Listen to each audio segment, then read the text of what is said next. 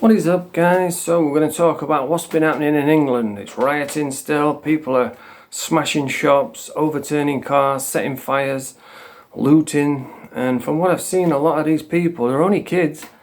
And so then when they get that knock on that door and they get remanded to prison, they're going to get a big old shock, because prison is not easy. Prison is not a holiday camp.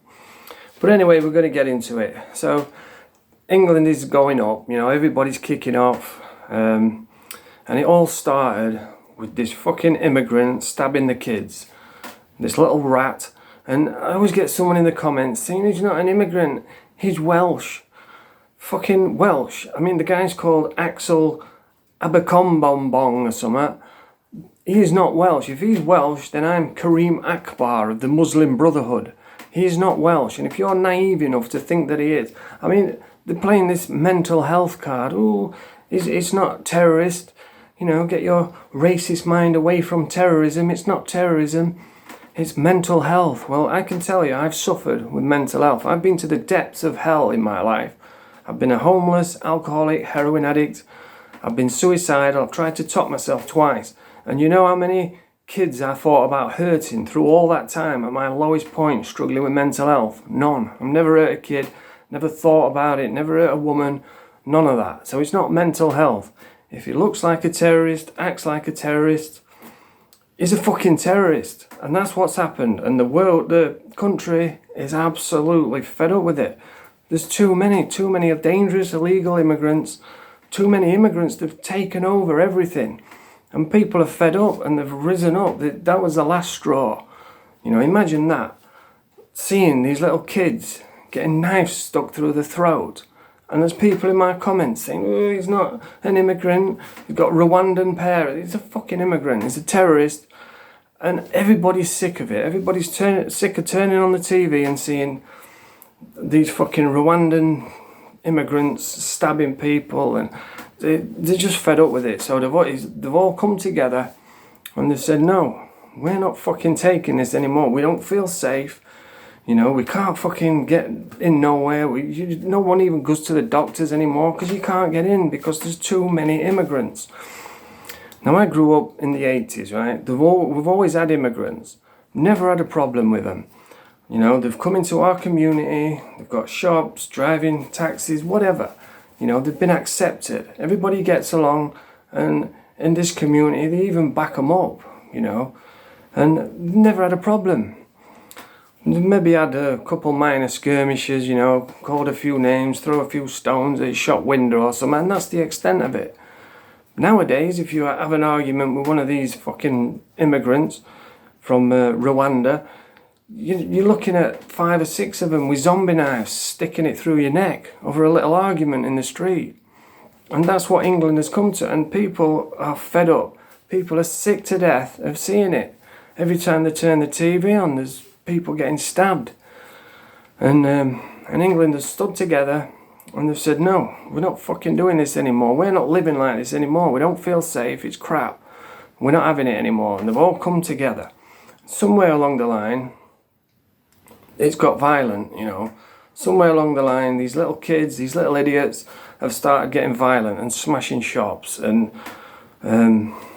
chasing people around and setting fires. And there's no need for that. Nobody wants this violence. It's disgusting behaviour. And from what I've seen, a lot of them are just kids. I mean, I saw a video yesterday, some kid, he looked about 12, and he was running around with a tray of fucking steak bakes from Greg's. And another guy had fucking gigs on, and he's running around with a pack of gingerbread men. I'm thinking, you just got yourself 2 years in prison for a pack of fucking gingerbread biscuits. And prison is not easy, especially when you look like George McFly. He's going to struggle when he gets there, because he's going to get there. It looks like he's a YO, which is hard time. I don't care what anyone says. And it's a lonely place when you're sat in that prison cell and that door slams on a night and all your mates are gone and you're sat on your own and there's fucking big strong YOs next door banging on window, banging on walls, saying, hey, new boy, get to your fucking window. Then we'll see how tough you really are. A lot of these guys don't look like they're about that life. They don't look like they can fight. They look like little choir boys. So in prison, they're going to have a hard time. They're going to struggle.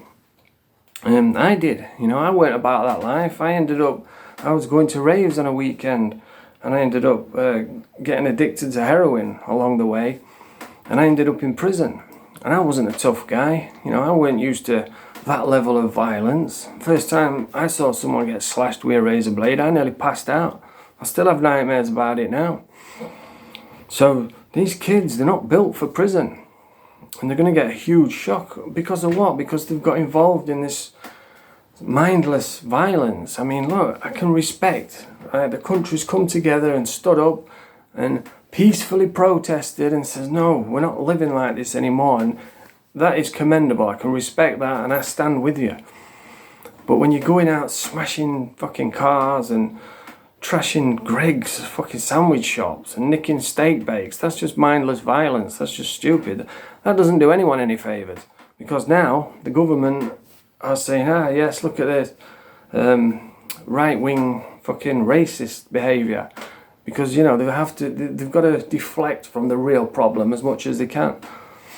Just like with the soldier that got stabbed over 70 times by the immigrant. Nobody even knows who he is. Nobody even knows what this soldier looks like. Because I don't even know if he died or survived. They've just swept it under the rug. And now they've got the perfect excuse. This is behaviour from the far-right racist fucking EDL, which hasn't even been active for like 10 years or something. It's all Tommy Robinson's fault. And it's fascinating to me.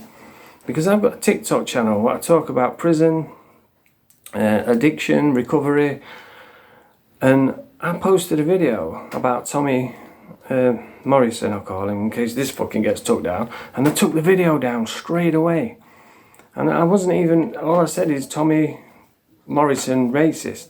That was the video. I've put it on YouTube and it was fine. But they took it down straight away on TikTok. And I thought, well, that's a bit weird.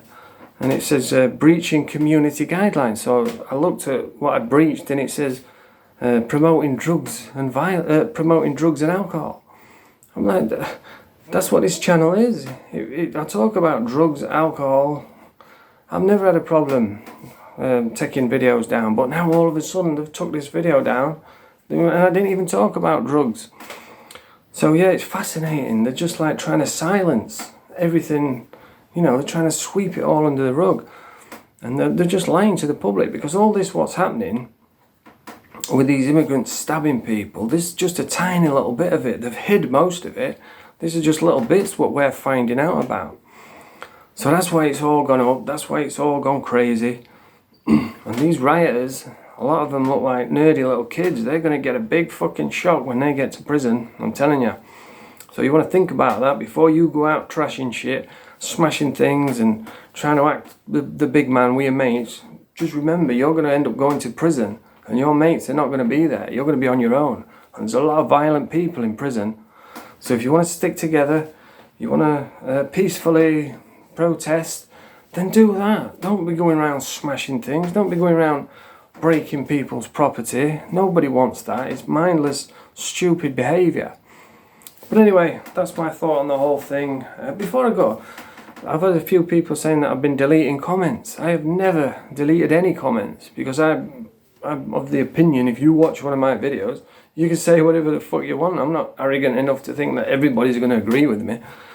But I've never deleted any comments. I think YouTube does it. I don't know the ins and outs of it, but it's not me. I'm not deleting any comments. You come on my channel, you can watch whatever, you can say whatever you want. If you like this video, press the thumbs up, subscribe to the channel, let me know in the comments what you think.